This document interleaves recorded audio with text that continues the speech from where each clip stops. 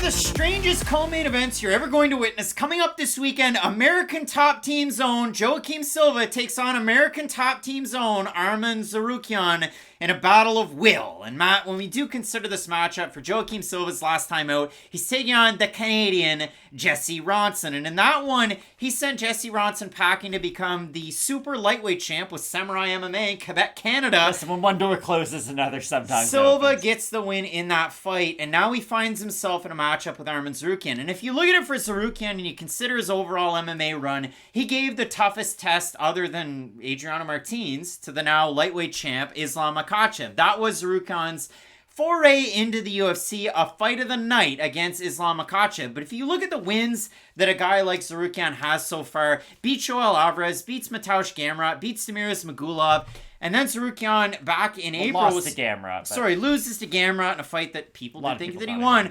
The weirdest part for me is Arman Tsarukyan must hate his training partners at ATT because Gamrot trains at ATT, that's a loss. Then you also look at it, Zhumagulov trains at ATT, he beats him.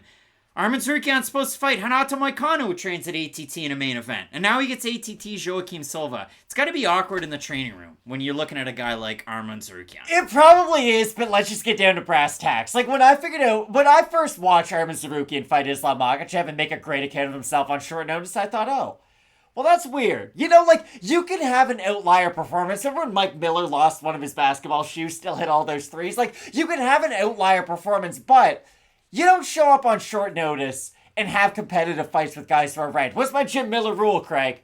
You can't beat Jim Miller on short notice unless you're a ranked fighter. It just can't happen. Like, unless you're in the top 15 and you have 50 fights under your belt, it's pretty hard to beat a guy with that level of experience and those skills still in his repertoire and have a competitive fight. I don't think Arman beat Islam. That's not what I'm saying. But the fact that he was able to continue some of those grappling exchanges and not just get held down by the vastly superior and bigger fighter, too, because that's the thing about Arman that's always kind of stood out to me. He is not a big lightweight fighter at all. If he fought a Dustin Poirier type, if he fought a Charles Oliveira, when he fought Islam, we saw it. And even when he fought Gamrot, who was floated between divisions, but still, when he fights all these guys, he's the smaller fighter most of the time. So for Tsarukyan, I am curious to see if that ever does play up, or if that is a big factor, because let's say he does beat Silva. He is a massive favorite too. He is one of the more well-known commodities in this division, and one of the more pushed fighters too, because that's been the thing for Arman Tsarukyan, and it is nice to see. He's not a guy who's going to get on the mic and say outlandish things, right? But the UFC has put him in good matchups and at the forefront of a lot of these cards, which is nice, because he has a pretty good fighting style. Like, look at the Joel Alvarez fight.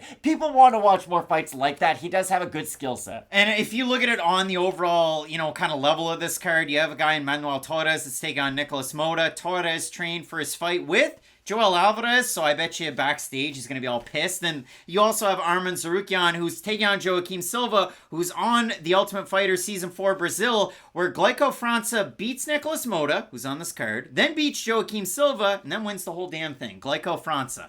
It was a weird UFC run that was very short. But when you look at a guy like Joaquim Silva, I say The Ultimate Fighter Season 4 Brazil, that was his springboard into the UFC. Now, the guys that Joaquim Silva's beaten in the UFC, none of them are still around. But you look at the losses, I guess Jared Gordon is, and he finishes them in the third round in the fight of the night. But Joaquim struggles against the takedowns of Vince Pichel. He struggles against the striking of Nasrat Haqparast and then Ricky Glenn. And I went back and watched that Joaquim Silva fight against Ricky Glenn. And then on Sunday, when we're taping these videos, I went up, because it's our mom's birthday, and I said to our stepdad, who does not watch fighting but loves baseball, I said, okay, remember how good Vlad Guerrero was at crow hopping and whipping a ball in from right field? Okay, well, Joaquim Silva's going to do this giant crow hop and get caught by a left hook against Ricky Glenn. And my God, he went, ooh, that's not good. No, it wasn't, because Joaquim loads up on a right hand and jumps into the air to throw the right hand, and he gets caught by a left hook of Ricky Glenn. His last time out against another southpaw, Jesse Ronson, he does end up getting the win. So that is good. Now, again, he breaks that southpaw curse. He had lost to Glenn and Haqparast, who were southpaws. Arman Tsarukyan, orthodox fighter. He'll mix it up, but he is an orthodox guy. You saw it in the fourth round of his fight against Gamrot, dropped him with that spinning back elbow. And you look at it his last time out for Tsarukyan, he ends up getting the redemption, the win over Zhumagulov, snaps that giant win streak that was almost to 20, and then forced Zhumagulov into a portion where he was contemplating retirement. And he had teased it. Now all of a sudden he's got a fight coming up in the not so distant future. Does Demiris Zhumagulov against American top team's own Grant Dawson. It's a circle jerk of lightweights, Matt, right now. But when you do look at this matchup, again, for Joaquim Silva, a lot of power striking. I look at this fight, though. Could you imagine if they were like Jared Cannonier's fighting Gerald Mearshart? It's just weird. It's like a ranked fighter who we expect to not be on a title trajectory, but we fight guys who are in line with title shots, whereas Joaquim Silva can make a fun fight for anybody. He has massive power with his boxing. He does have lethal jiu-jitsu, but he's able to get it in good positions, but he does lack a lot of the in-betweens that we look for when we look at these next-level fighters, and Arman Tsarukyan does have a lot of those skills. And we've seen a lot of reaches recently with matchmaking that have gone wild, like Steven Erceg beating David Dvorak. Then you have guys around the fringes, the Jim Miller taking on Jesse Butler. You've also had Jamie Mullarkey taking on Naimov, where it just ends in ways that maybe you didn't think they were going to end. In this matchup, Tsarukyan is a big favorite. I'm not even going to look at the Tapology votes for this one. I do have Arman Tsarukyan. Yeah. When you look at it for Silva, he's trained out of Evelu Sao Tai, which big Bruno Silva's trained out of and still does train out of.